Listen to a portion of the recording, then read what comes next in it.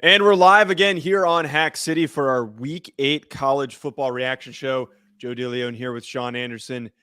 Sean, we're both a little bit hungover. I drank way too much yesterday when I was at the Notre Dame game. It was the only way that it could be watchable. Although it sounds like you have been riding a 2-day hangover from what you described to me, having been drinking all night on Friday, and it's riding into today. Is that Well, correct? here's how it goes, Joe. I was never that highly recruited for football. Some places called any D2 or D3 or Mhm. other D1 AA's definitely were interested. But now in my adult age, after college and playing football, I've been finding my true recruitment journey. Like this is this okay? Every weekend I go out, I'm getting recruited, whether it's to adult basketball teams, football leagues, and then most importantly is bar security and bouncing. This week I had two offers. You had two. You had more than one offer for I security. I had an offer on Friday night, which is the one I guess I think would be more entertaining to discuss. Saturday night, the head bouncer, I guess, deemed that I would be his backup in case something went south. So he let me cut the line and do stuff like that. So he called you in, like put you on the bench from the stands. Is basically what you're telling He me would here. have. He would, and I'm like, okay. And then basically, there was a whole bunch of goofballs in Halloween costumes at the bar last night, waiting in line to get upstairs back to the bar. I go downstairs to piss, and then I see him. He's like, "Go on up." I'm like, "Back up." I'm like, "Okay, well, hope nothing happens because I'm not getting involved. But I'm not a vigilante. None of that." But Friday night, Yeah. debaucherous, typical debauchery. You've gone out to bars with me. You kind of understand how it goes. Night's winding down. Someone gets the idea to go to one final bar. I think we get there at around 1:30, 1:40. And they're like, we're not taking anybody. Nobody else is getting in. We already did last call. And they're like, it's like me, three dudes, and then some girls. The girls Oh, like, so you actually had girls with you though. Like it wasn't yes. okay. And then it became okay. And the bouncer looked at me. He said, well, if he wants to come up for a security application, then I suppose I could let everybody up. So you were go up to the offered up as bar. bait. I was. Go to the bar. Everyone, kind of gets a drink. I get a beer. Bouncers kind of looking like, what's going on? Because I guess the memo didn't travel that well. And then I start walking over to go get my paper bouncing application, knowing I'm not going to work there, knowing I'm happily employed. But on the way over there, I was stopped by a couple nice gentlemen who were drinking very nice champagne. And we just struck up a conversation, I believe. And then about a minute later, I started drinking some of that champagne, and it was delicious. I'm not sure if you've had Ace of Spades before. It I have is not. fantastic. Isn't that like $100 bottle of champagne or something like that? It's like $250 retail. If you Jesus buy it in a Christ. club, it's like $2,000. I got that $1,500 in a club. Your massive ass got offered. Were you offered this champagne because you were large? I think so. Large, personable. And then sat down, started talking to them, and they're like, "Bring your friends over." So two of my friends would dip. My two roommates left the bar before this even happened, and then everybody else kind of stayed with me. And it wasn't just one bottle. They proceeded to bring out 8 bottles of Ace of Spades champagne. I have to assume that these are the owners of the club or bar, everything. So I'm sitting here. Nobody else is in the bar, Joe. Nobody else. It's me, the 5 people I'm with, and then the 3 people that have access to the bar and club after the place closes down. Just drinking what amounts to be thousands of dollars of bubbly. That's obnoxious. Yes, it is obnoxious. But honestly, I think out of the two of us, my night actually started with a bottle of Andre. That's how it started, and it ended with this decadence. Out of the two of us, and we're going to get to week 8 of college football. Out of the two of us, you have managed to have more success stemming from your former football career than I have in today's modern non-football environment. And what I mean by that is that like you have had more interactions where it is just your size being a former offensive lineman seems like it has set up more situations.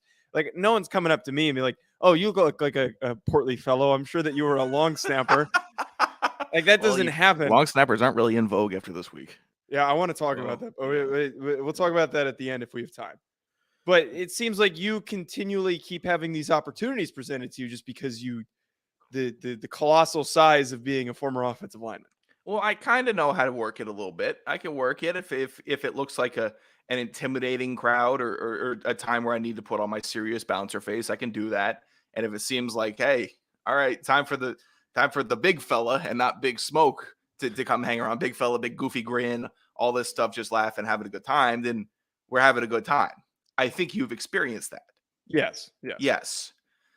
So the people that I was with were very, very nice. And it was I can't even, I'll tell you after the show about this one thing, but two of my friends busted their faces up on the pavement outside, I think trying to do a jump hug, their boyfriend or girlfriend. I look, all right, everyone's in the Uber. I turn back, whole face is bloody. Buddy's whole face is bloody. This was a male friend that did this, right? Yes. The girlfriend dropped her phone. He would try to go down and get it or something like that. It falls right out of his face. So not everyone can keep up with the champagne. Yeah, I'm glad that you had a wonderful weekend because I, sitting in South Bend, Indiana, did not have a very. What happened? You aside from getting ratioed. Well, so first of all, I actually would like to talk about that before we talk about the games. So all I was trying to do is that like I had a couple drinks, like we're pre-gaming, and I'm like, this place is great. Like every time I come here, I'm happy. Place. Yeah, I'm like, every time I come here, I'm happy. I come to South Bend, and all I tweeted out was like, there's no better place than South Bend. And like everyone took that so fucking literally and was like, oh, South Bend, I can name a million places better than South Bend. And just like you ever been between the hedges, asshole? Every fucking mouth breather on Twitter took a chance to let me know of like another place that was better than South Bend. Well, obviously, there are better places than South Bend, Indiana. It is merely a statement that I am there tailgating, going to a football game, enjoying myself, and I am acknowledging it. That was fodder for Notre Dame fans, not fodder for every goddamn hater that's out there on Twitter. It was infuriating, the idiots. But Sean, no, the game was bad. I mean, Notre Dame is bad. Notre Dame's not they've always been bad. They haven't always been bad, but Notre Dame right now looks like a G5 team. It looks like I'm watching a G5 team play. There's no juice. There's no energy. There's a G5 team with a monster on the field in Michael Mayer. And other than that, it's like, what are you watching? Right. And they constantly, the very questionable, you good? You just grimace that Breece Hall might be down with ACL. Yeah, he might be down with ACL. But regardless, what? That's so not like sympathetic. No. He might be down with an ACL injury. Regardless, though, they're not fun to watch, and I still don't think that Marcus Freeman is the guy. And I've said that so many times on this channel, sure, to the point where I think I've been established as probably the biggest Notre Dame hater on YouTube. I can, or sorry, not Notre Dame hater, Marcus Freeman hater on YouTube. Sure. But no, I don't think they're very good, and I don't want to waste my time talking about them. Sean, let's talk about the games that were important. Clemson survived against Syracuse this weekend, and I watched a lot of this game and caught the tail end of it. I missed like a little bit of the third quarter because it was right when I was going into the game. Syracuse had like a handle on this game. Sean Tucker was playing really, really well. He had a bunch of really nice plays. I don't think he was pleased with his performance, but they had a strong handle on it, especially because DJ Uiagalelei was playing terribly. He was playing down to the level that we have seen him play at various parts of this season and in his career. And we got bad DJU during this game. That spurred Dabo to put in Cade Klubnik, the true freshman quarterback. And that move alone brought Clemson back into the game, and they won the game. They climbed back into it. The thing for me, Sean, in this game that is just really hard to wrap my head around is that afterwards, Dabo has this quote where he's saying that if, Steph goes 2 for 25, it's just not his night, something along those lines. And he stated after the game that DJ Uiagalelei is still his starting quarterback. So, I don't understand how you've watched the guy struggle all year long, and the games that they've had issues have been because of him. And then here we are in this game, they almost lost because of him. You bring in the true freshman, they get back into the game, and he's still going with him. What is this, just like an over calculation or just bad coaching decision by Dabo? It's weird. This is a weird game because you blank Syracuse in the second half. They're up 21-10 at halftime. And then you have a big fourth quarter, 17 points there. Will Shipley had a day, and that is undeniable. 27, 172, 2 touchdowns. He's a freaking monster. I guess he should be more on my radar. I keep on hearing Will Shipley. I swear I've never once seen Will Shipley on the field or never acknowledged that was him. I guess I'm going to have to start doing so. If you have a running back doing that, then who cares what the quarterbacks are doing? They're both going to be clipboard holders eventually. So DJ Uiagalelei will win them some games down the stretch, but if they lose a game, unfortunately, that is his fate. It will be because of him, because he's not Trevor Lawrence. He's not. He's not 2015 Jameis Winston. He's DJ. It's different, and I know Clemson has set up massive expectations to go forward and keep on winning the ACC and keep on going to the playoff and maybe win a national championship here or there, but it does not seem like it's their time, even though, again, gritty win, and this is going to look really good on their resume. A gritty win against Syracuse, who still better than everyone expected them to be, still played better than I thought they were going to play in this game. I thought they were going to be a non-factor, and they are definitely not. They just needed to play a more complete ball game, and they would have beat Clemson. Yeah, I remember on the show you were saying that Clemson was going to blow them out, so we're not going to forget that. But nonetheless, though, Sean, you're 100% right. This game, this win, of course I am. Is this win is a nice little tag that they can throw on their resume, like a nice little thing that they can say, "Hey, we have another ranked win." The ranked wins this year are going to be NC State and Syracuse. It's not an impressive schedule. And I am going to keep saying this until they lose and until they're not placed in the college football playoff. Clemson does not deserve to be in the college football playoff. That is not a college football playoff team. They don't have the quarterback. They don't have the secondary. The only redeeming quality that they have is Will Shipley and their defensive line. That's it. And Trenton Simpson.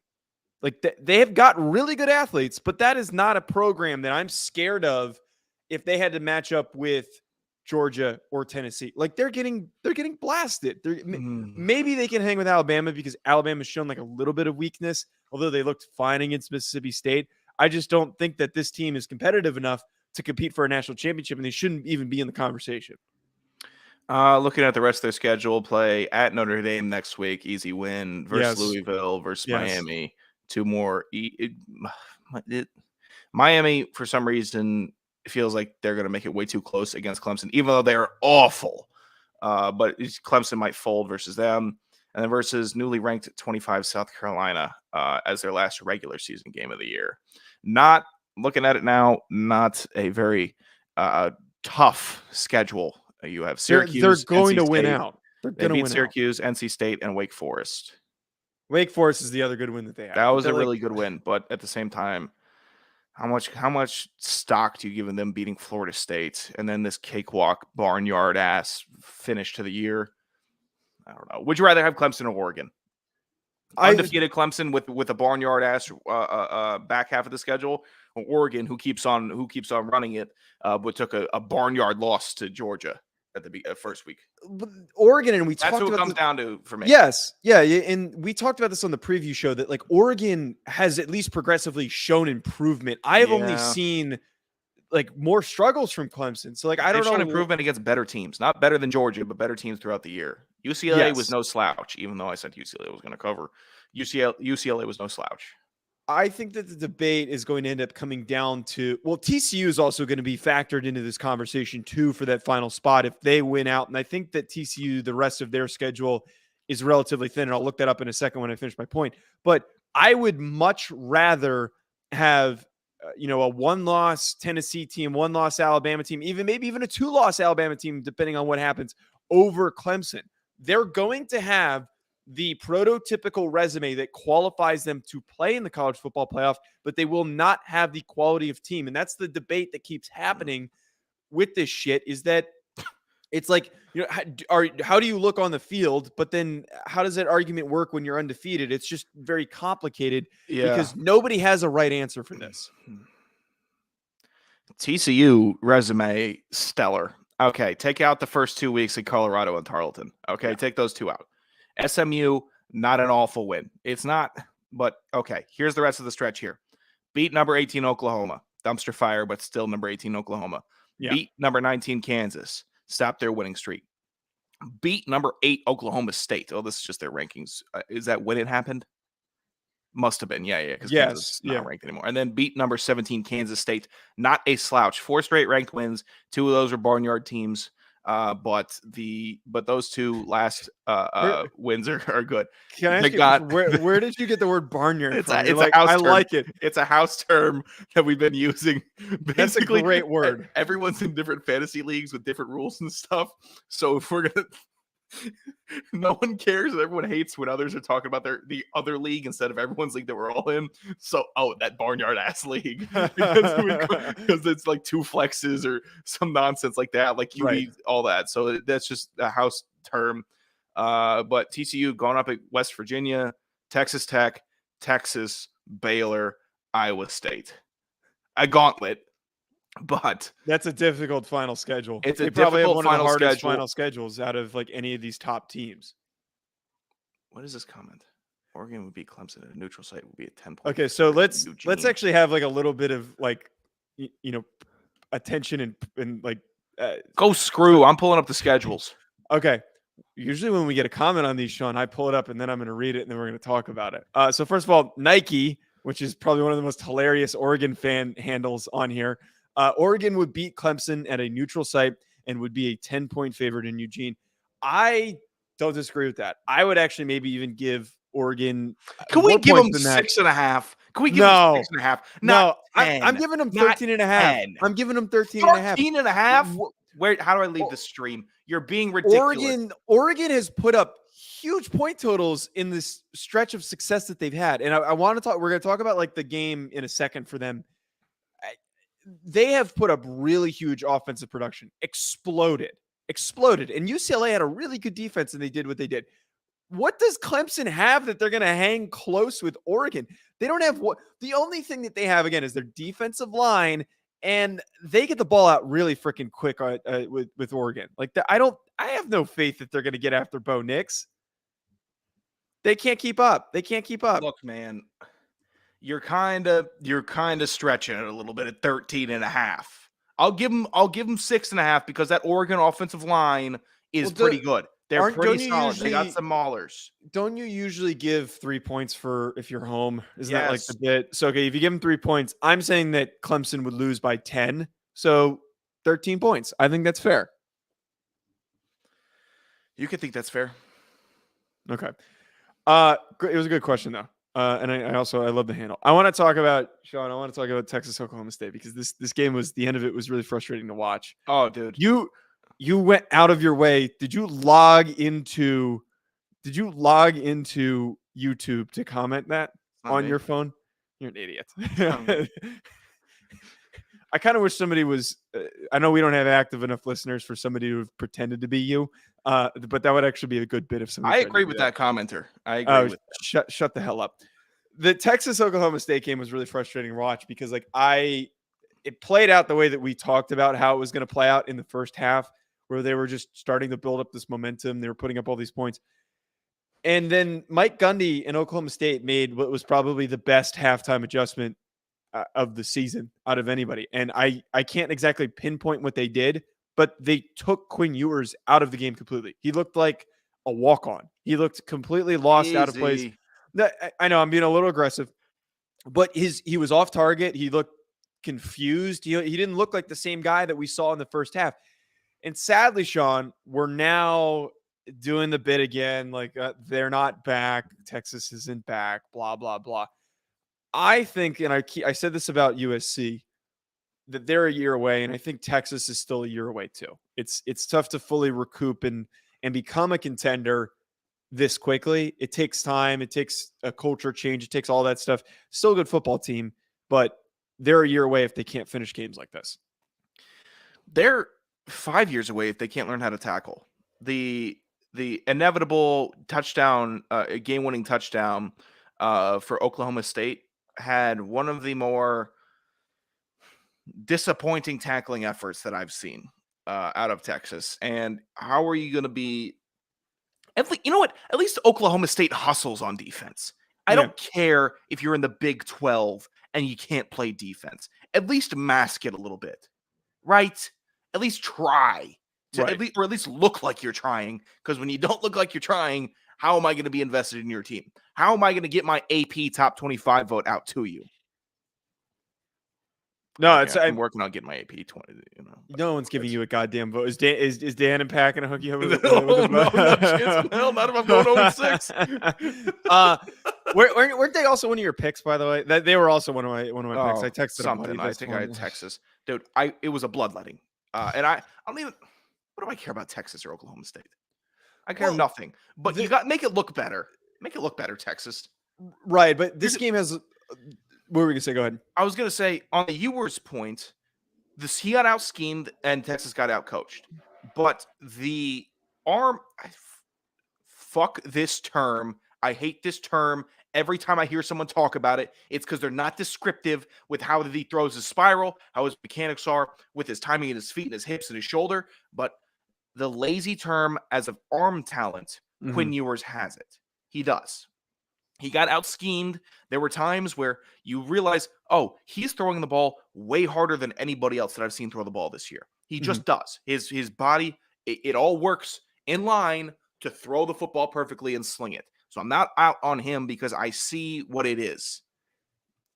It's special arm talent, the way that he throws it and the zip that it has, even with those hideous camera angles during that game. The wide shot that made every pass to the outside look like it was going over the head of the wide receiver and out of bounds just to drop in perfectly. I can't stand it. I need you to get on a more universal camera platform. Yeah, I don't really remember that, but I'm sure that they had some overly artsy dipshit who was running the direction of that game. You look at that final pick that Ewers threw, and Oklahoma State picked him up. That ball looked like it was in the air for about 20 seconds. And you just said, oh, he missed throw. That was an awful pass. There's no way the running back was getting there because it was a wheel route to the running back, and the safety comes down. He read it well, but you're like, oh, well, that's obviously a pick. And then you look at it again from a normal camera angle. It's a perfect pass thrown by Ewers, and the safety made a great play. Like, it was schematically, the safety said, the ball's going here. I read the quarterback perfectly. I'm going to go intercept the pass. And that was a lot of what we were seeing in the second half, is where they were just really well prepared for everything that was working in the first half. And the thing is with those quarterbacks, like you described them, is the Patrick Mahomes-esque. And I think the better way to pinpoint that is there's a lot of guys that have that type of play style, the improviser play style, where you're moving around and you've got such a big arm and such a fluid throwing motion that it can just come out on any angle and it's going to shoot off your hand and then it's going to be completed. But the problem is with those improviser guys is that they're risky. They're high risk takers. So if you overcomplicate things for him and he's going to sit there and the gears are going to start turning, and that's what happened on the pick, and that's what happened in the second half. He didn't know what to do. Things weren't coming easy, and when he had to overthink, he doesn't have the experience to figure out what's happening in front of him, and that's where the overcalculation happened. I'm assuming that it should be more difficult to stop Quinn in the future, but it seems like Oklahoma State schemed up the proper way in the second half to maybe take him out. And I think if anyone can match what Oklahoma State did, I want to actually maybe see what coverage that they were running and exactly what they were trying to do. But if anyone can replicate that, it might be easier to stop Quinn than I think some people think. It could be. I don't feel like going through coverages. It's I just don't feel like going through coverages. I know. Okay, wait. Let's talk about TCU and in the Kansas State game, because I think that this one is this game is probably the bigger headline because Oklahoma State, I think that they're still out of it. TCU managed to do it again, where they've done it 3 times now, where they've climbed back in and they've won games off of the huge plays from Quentin Johnson and Max Duggan. they were down by a pretty hefty total, multiple scores against Kansas State. And because they have that quick, explosive playability, it didn't take them very long, and then they pulled away. The Hypno Toad rolls on. The Frogs are continuing to roll. TCU, do you think that we were just talking about this, but do you think that they're going to finish out? I mean, with this stretch, they probably fall once in this stretch of West Virginia, Texas Tech, Texas, Baylor, Iowa State. Obviously not the Iowa State. Not really a chance versus West Virginia, but Texas Tech, Texas, and Baylor. One of those three, if we're being realistic, if there's a time to fall, it's TCU. And if TCU goes undefeated, good for TCU, right? Mm-hmm. But is Max Duggan gonna go 5-0 at the rest of down the stretch? I think Max is Sonny Dykes that dude. I think Sonny's that dude, and I think that Max is that guy as well. He's not an NFL talent, and I think a lot of people are realizing that, but he is exactly what you want in a college quarterback. He does everything right. He's a good athlete. He can run, he can move, and he's connecting with elite level receivers that he's able to hit. Like Quentin Johnson's a touchdown away on every single time he catches the football. I think that explosiveness is always going to keep them in football games because they can score in drives that are less than 2 minutes. They can score in 15 seconds off these huge chunk plays. They're always going to be able to do that. They're always going to be, if they're down by 2-3 scores, get right back into a football game. So if that happens against the remaining stretch of their schedule, like I don't see a reason why they can't run the table. The other question that comes with that, Sean, is are they actually good enough as the rest of the field that's going to be competing for the college football playoff? It's getting tight. It's getting a little nitty gritty down here because you're looking at Ohio State, you're looking at Michigan, you're looking at who's coming out of the Big 12, you're looking at who's coming out of the Pac-12, and we're going right now. What is that? Oregon, TCU has to compete with Georgia, Tennessee, Alabama, not Penn State, God no, Michigan State, and Ohio State. Right. It's only 4. And if I'm looking at it, okay, Alabama gets the boot, and you're going, okay, Georgia, Tennessee, Ohio State, Michigan. Is there anybody you would sub out for that, out of there, for TCU or Oregon? It's a very lazy approach to it, but who are you subbing out? Well, it's not a lazy approach, but like for me, it is just because. But Ohio State hasn't played anybody either. Right, but they're also kicking the shit out of everyone. Yeah. Ohio State and Michigan, whoever wins that game at the end of the year in their rivalry, that's going to determine who makes it from the Big Ten, and they're automatically going to get pushed in. As long as they don't lose in the Big Ten championship game, which doesn't seem foreseeable, they're going to go to the playoff. That's going to be who goes to the playoff. I would argue, and maybe it's not like the counter argument to me saying that TCU looks good on the field, not just on paper, is that they keep giving up these huge leads. That's questionable. And like at a certain point, does that stop working? Are they at a certain point incapable of coming back into games? You should be a fourth quarter team in the postseason down the stretch, not in the middle of the season. That's a good point. That's a really good point. That's when you just should be doing it. Right. You don't want to lose all your luck when you're going to need it the most. You burn it up, you lose it, you're done for. But I don't think that Ohio State has looked significantly more explosive, but like I don't think Michigan has looked better on the field in their performances, significantly better than TCU. I don't think it's that uncomparable. They both got some pretty good playmakers. That's what people want to see, and that's what the committee wants to see also. Right. And that also then includes in the Oregon stuff that we were talking about. But you watched more of the Oregon UCLA game than I did. Easy. I almost wasn't even really like, I kind of like checked the score and I clicked into it for a second, but like, don't you put words in my mouth expecting me to have analysis here. Don't you dare. I'm not doing that. But my point is that Oregon continues to look this good. And is it maybe the factor that we overhyped UCLA? Is that what it is? No. Like we overvalued UCLA, or is just Oregon that freaking good? Dude, Zach Charbonnet had 151 yards and a touchdown. Dorian Thompson-Robinson threw for, he had, 12 incompletions and then 262 yards, 2 touchdowns, 1 interception. He got outdueled by Bo Nix, which I guess will happen occasionally. Bo Nix was 22. The score looked a lot more than an outdueling, though. Bo Nix went 22 for 28, 283, and 5 touchdowns. So obviously the Oregon receivers were getting pretty open. Troy Franklin, 8 catches, 132 and 2 touchdowns. They were finding their separation, and Bo Nix was, from what I saw, putting the ball on the receivers when they were relatively wide goddamn open. So that's not good. Not great. Not good coaching by Oregon's part that they're leaving guys wide open. But You mean the UCLA? other thing, UCLA's part, sorry. Yes. The other thing, too, that I've talked about a lot, Sean, is what sets up Bo to have really good games is when they have success running the ball. And I think when there's like an overcommitment to try and stop Oregon's rushing attack is what is leading these guys to be so wide open. Because you ask Bo Nix, there was no overcommitment because they ran for 260 yards. Right.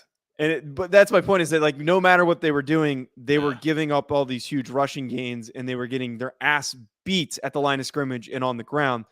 The thing with Bo and what makes him successful, and it feels like we haven't like it's weird seeing him on this stretch because he's never put this many good games together in a row. It's when he doesn't have to like think. It's when everything is in front of him, guys are wide open. It's his first or second read, and it's just right up the, down the middle. He's hitting dingers because he's getting meatballs thrown his way, basically. When you have to tell him to, expand the pocket, stretch play a little bit, make some decisions, think, that's what leads to the interceptions, that leads to all the crap that he's done. And that shit happened against Georgia. That's why they got their asses kicked so badly against Georgia, is that nothing was coming easy to him. And he's one of those guys that always tries to do way too much, and it took him out of the game. I still think that Bo has that in him. And if somebody comes to a game and is prepared and stops their run game, Oregon's stoppable. They're stoppable. That's the only thing that I think needs to be acknowledged about Oregon. Well, they got stopped in week 1, and officially, I'll make it clear, I'm done holding week 1 against them. Oh. I think I'm done. Oh. What's the change of heart? They beat UCLA, and I was kind of high on UCLA. When I saw UCLA beat down Washington, I committed myself to thinking, oh, UCLA is a pretty good team. They're making the Pac-12 a little spicier this year. It's not just gonna be it's not just gonna be USC and Oregon, because obviously I wasn't expecting any presence from the Arizonas. But UCLA said, okay, we'll play some ball this year. You beat UCLA like this, I can get on board. I think I'm over the week 1 loss, but again, we'll see how I feel after championship week. And then we're looking at the seeding, and the CFP has to make a decision. We'll see. Yeah. And again, I have a bad feeling. And I know that for some reason, some people do think that I'm like an Oregon hater on this channel.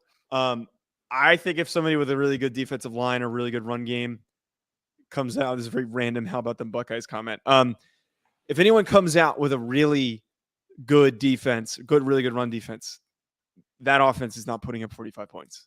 They're back to what they looked like in week 1. And I think Alabama or Georgia, if they have to play them again, is going to embarrass them. If we have track meet Alabama back, then I think they could definitely challenge the Buckeyes.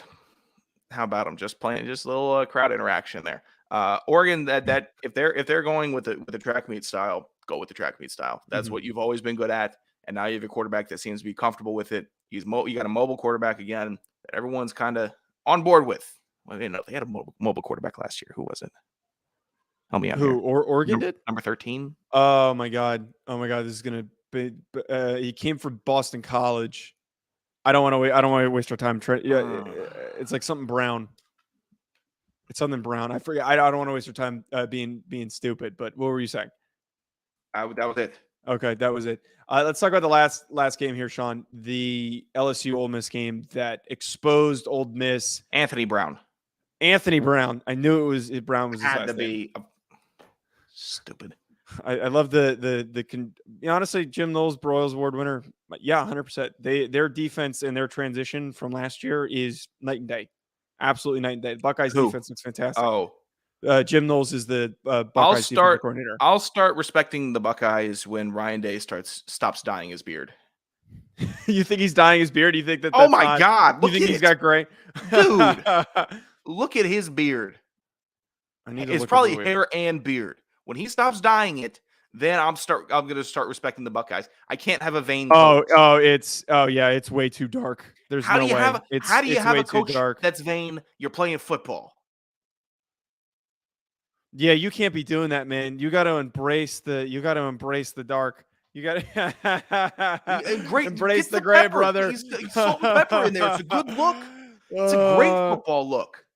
That's like the most like how can you like go into the locker room and preach grit and you're dyeing your beard? How can you do that? How can So I don't know, man. I don't know, Oh, but that's it's thrown me fantastic. off. It's thrown me off the whole time since he's been head coach. I'm sitting here like, hey man, what are you doing?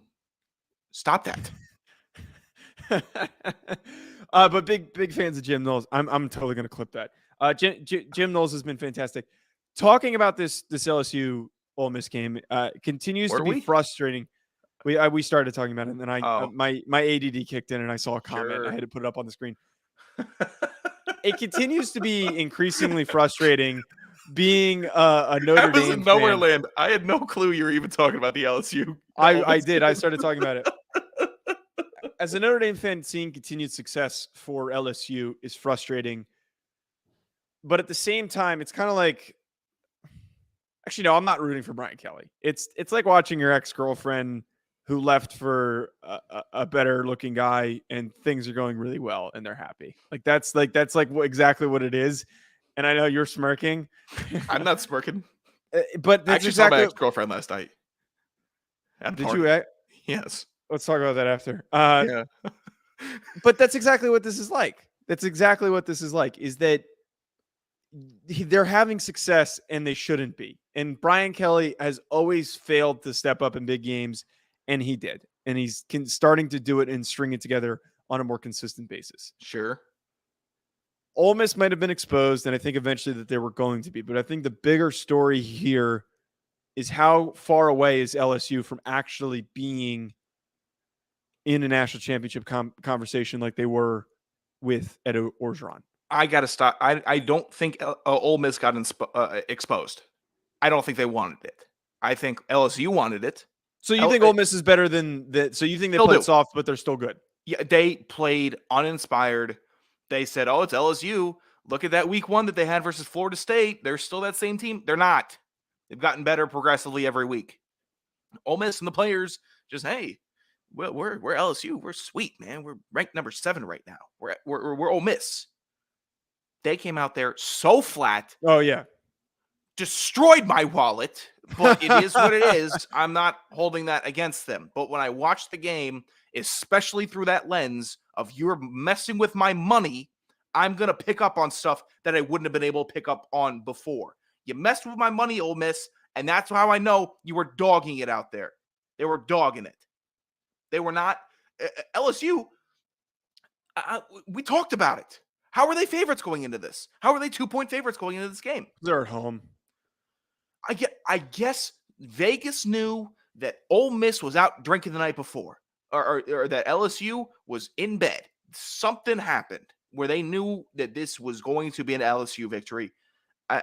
Ole Miss, I still think is better. I still like Lane Kiffin for some reason, but they just were not. They were not ready. They were not ready. Is it because you're just like drawn to his charm? Is that what this is? Is that like look when I see Lane? It's Kiffin, like, oh, Lane can't do any wrong. He's so goofy and no, and he can do plenty wrong. But Lane doesn't take himself seriously, and Lane also,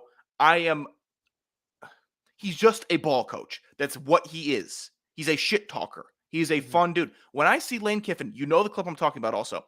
When I see that he drew up an awesome play, it's going to play action pass, going to go for 75 yards. And then he sees it hits before the wide receiver even catches the ball. He throws his clipboard in the air, 20 yards in the air. I get juiced up for that. Whatever that is. Whatever that's grab my nuts, look at you on the other sideline type coaching. I like that. I like that from Lane Kiffin. I like Lane Kiffin, and I think at the same time, look, I agree with the comments. By the way, we got a new subscriber, which is fantastic. I want to get to this comment in a second, but I He's fun to like. He's easy to like. All the reasons that you just talked about, but he clearly didn't prepare. Also, the boring pundits hate him, and I hate the boring pundits. But it's the same shit with Marcus Freeman, where like, oh, he's so charming, like he's just like he's so easy to talk to, like all the players love him, like he's so easy to like to buy into. Now, Marcus Freeman never had a deserved top 10 ranking. I don't think Ole Miss was deserving of it. They hadn't beaten anybody. Like Kentucky, we have actualized. You're being unfair about actualized that Kentucky is not that great, and they were overly ranked really highly. And Ole Miss has been riding off that success. The remainder of their resume was pretty weak. They were playing close games against really dog shit teams. I don't have a problem with it. I thought you had more of a problem with LSU. My point that I was trying to make is that I have a problem with it because they couldn't freaking beat LSU and they should have. But my point is, did you lose money too? I didn't bet on them. You're a coward. The point is, I won't bet. Dude, I told you I went 0-7. I went 0-7 1 week and I lost like way too much money. And I was just like, we're taking a break for a little bit. Let me finish. Lane Kiffin, and I think there are parallels to be drawn between Lane Kiffin and Marcus Freeman, where we are easily distracted by the charmingness, the agreeableness, like, oh, very easy to talk to, seems like a really nice, pleasant guy. Like that's where it all comes from. But like, I think Marcus Freeman does. Lane Kiffin seems like an asshole. He seems like an asshole, but like, which is why outsiders that view college football are just drawn to him because he's just like, he's funny, he's goofy, like he's like, haha, he doesn't take himself seriously. Like my point is that you're distracted by his personality, both of these guys, without wanting to admit that they might not actually be as good as everyone says that they are. Because I always point to, if your team shows up flat, that is on your head coach. If you don't show up to play in an important game, that's on your head coach. And I've been saying that about Marcus Freeman. They showed up flat against UNLV. They showed up flat against Stanford. They showed up flat against Marshall. That's fair. Why are you yelling at me? I'm not yelling at you. I'm just trying to finish my point. My point is that it's so easy to get distracted by that stuff. And I think if Lane Kiffin was 350 pounds and like a sloppy mess, like I don't think we would be as attracted to him as actually that's the wrong word. Attracted's not the right word. We would not be the right word. We would not be as willing to absolve him of his mistakes and his issues. You think I'm physically attracted to Lane Kiffin in his current 45-year-old man body? That's not the point. Is that what you? That's not a point. I'm saying that he has qualities as a coach that I respect. Yes, he has qualities that I think he's very good scheming plays for college. He's very good at that. Yeah. So with that, I say, okay, well, you're not just doing the same old boring stuff that every other school is doing. I can get on board. I don't have a dozen Ole Miss jerseys hanging in my closet, Joe. I'm a Lane Kiffin apologist. I'll own up to it. Okay. That's fair. Yeah. And I do very much agree with your point that he is schematically one of the brightest minds in college football. There was some shit that when the game was close, I was about to crown Lane Kiffin, the king of the goddamn SEC by the way that he was calling these plays and some of the really creative things that he was doing to scheme yards is very unique when you have two really good running backs. They could be so good, but the problem is I think that his personality does not properly prepare his team. Maybe he needs to get a new strength coach, someone that's just going to get the guys riled up and ready to go, because he's clearly not the guy who can do it. They weren't ready, and they've never been ready in these big games. They weren't ready this week. Okay. Let's wait till next week, and then I'll buy into your theory. We have a couple comments I want to get to, and anyone else who's tuning in. I love how our peak viewership is at the end. Couple comments I want to get to. This one first. I just want to let you guys know we're going to crush Penn State 62-17 next week. Sean, do you think that odds that this happens? Do you think that they're going to blow them out, or do you think this game might be a little closer? Who's they? Ohio State? Yes.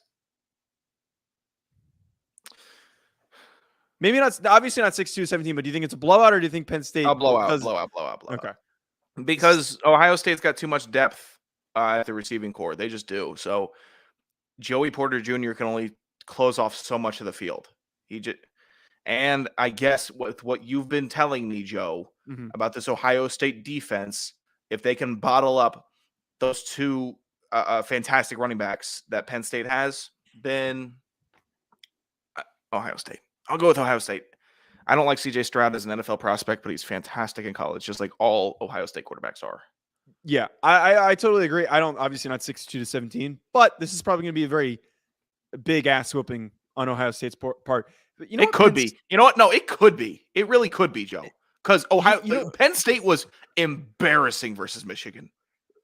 They were embarrassing. Yes, they could easily get embarrassed again.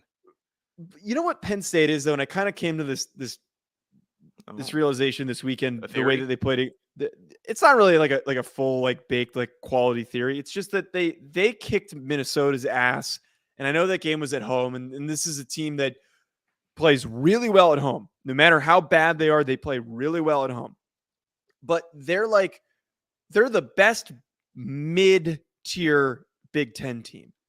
They're good enough to beat up on all of the other average Big Ten teams. Good enough to beat Auburn. They're good enough to kind of Wisconsin. They're good enough to beat Maryland. the bet.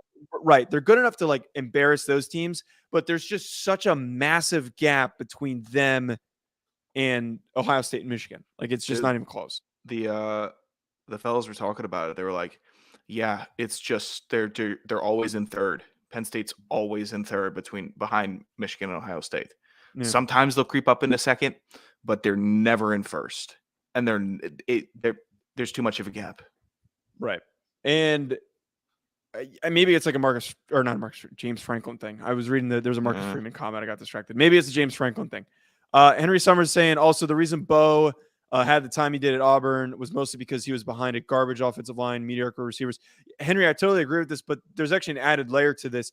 The offense that he was running was probably one of the worst called offenses that I've ever seen. They ran the same 3 plays over and over again, and it just resulted in him running in circles and throwing interceptions and fumbling. He did love doing that. He was a big fan of doing that.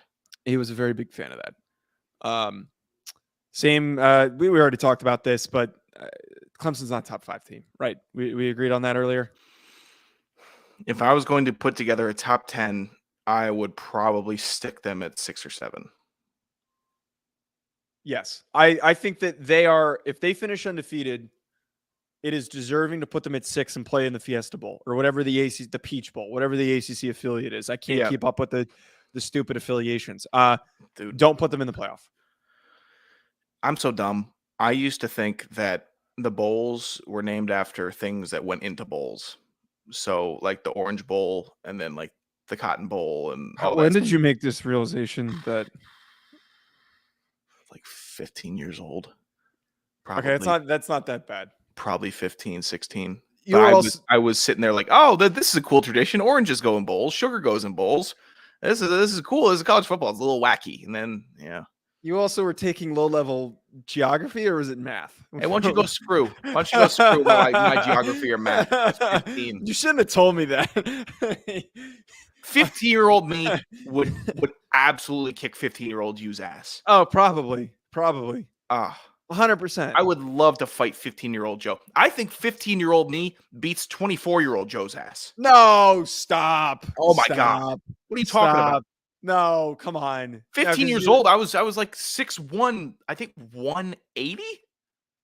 Yeah, but you were 15. Yeah. I don't care how big you are. You're 15. Hey, I'm telling you, I'm taking 15-year-old me in a fight versus 24-year-old you. What are you going to do? I don't know, but I'm not going to get my ass kicked by a 15-year-old. Oh, not by a 15-year-old. You would by me. That's not true. That's just not true. All right, we got a comment about Marcus Freeman. Sure. I think I should clip that too. Marcus Freeman will be fine, just fine. Lane Kiffin will be fine. He won't steal talent from California anymore, but he'll be fine. I think that they're going to be. I think Lane Kiffin is going to be fine. I still don't think that Marcus Freeman is going to just fix his issues.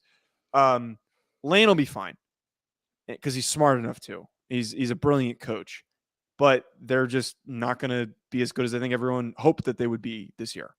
Well, hope is a different word that I would use. I hoped that this was how their season would go. You hope that like a one-loss team is or a one-loss would I be. hoped that Notre Dame would Oh, fold. you're talking about Notre Dame. Yeah. And again, they stink. All right, Henry's saying, so you don't think that a new coaching staff, scheme, QB, and playing Georgia pretty much at home wasn't the main factor? Too many. So Henry, we actually talked about this on the preview show, and I actually said this. Like, I totally agreed with this. That it's way different. That's an abominable task to have your team face in week one. With all this. That is in a I mean, you Oregon took a drubbing. I mean, they got spanked bad. But you look back at it now, you're like, hey, who booked this shit? Why are we doing this in week one? Well, this isn't our thing. You get someone else to do this. That game was set up with the anticipation that it was going to be Mario Cristobal leading the team and not like a complete revamped roster and coaching staff. No, Mario Cristobal would have gotten that work too. I'm telling you, no one was stopping. Mario Cristobal sucks. Hey, easy. Dude, I heard from somebody. I have no faith in Mario Cristobal. No, I have like a really good source. Somebody told me Mario Cristobal's schedule is apparently.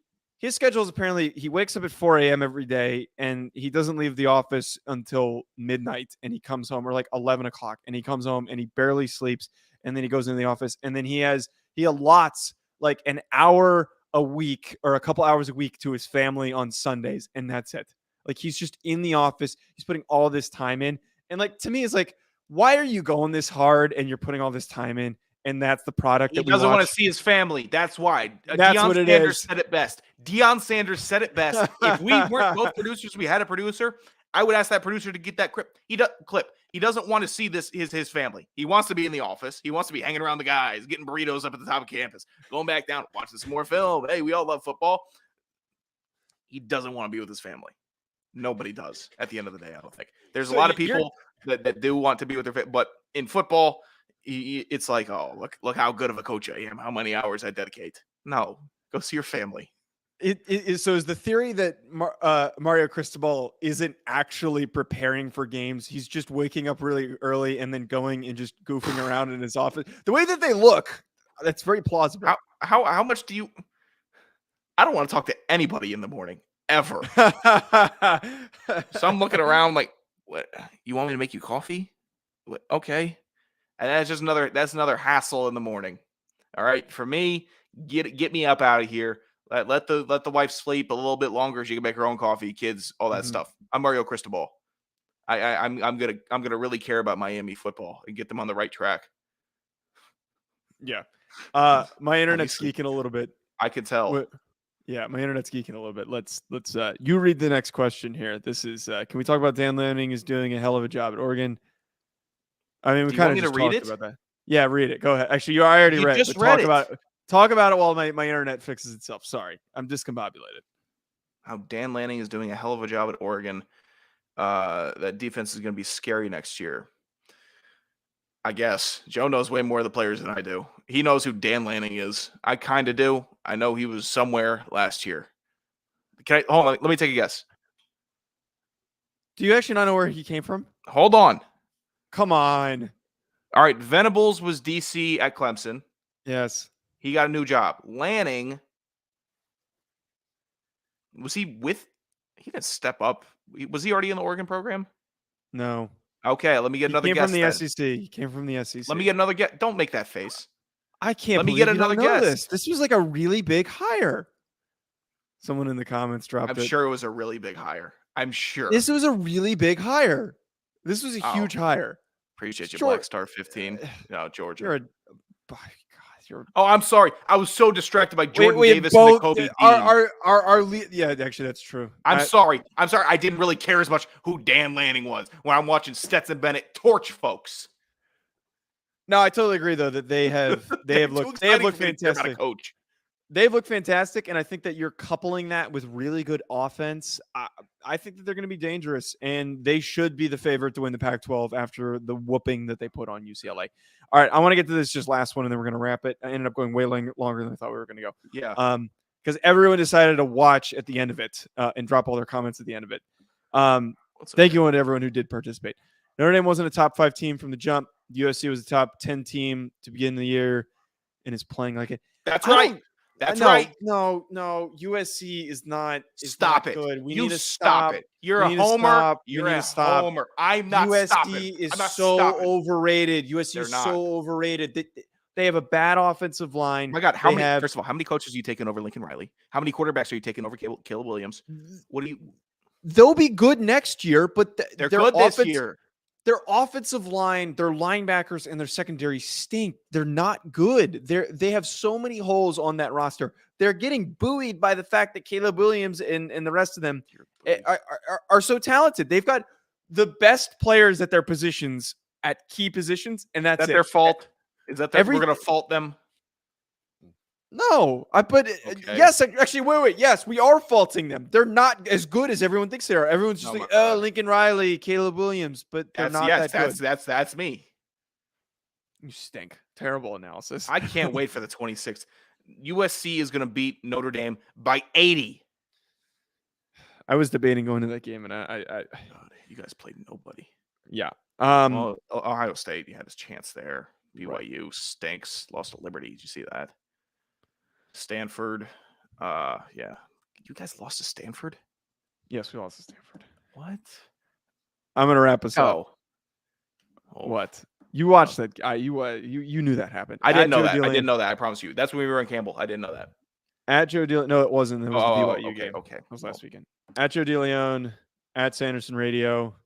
Thank you for everyone who tuned in. Great audience that came in at the end of the show. You want to say maybe turn on notifications for the yes, next time please turn anyone who was tuned in. Please turn on notifications. Do I need to handle the housekeeping? Apparently, we go live around 7:40 in between the two games. The late afternoon and the Sunday night football game. So we'll be back with more. Thanks for everyone who tuned in. Who lost?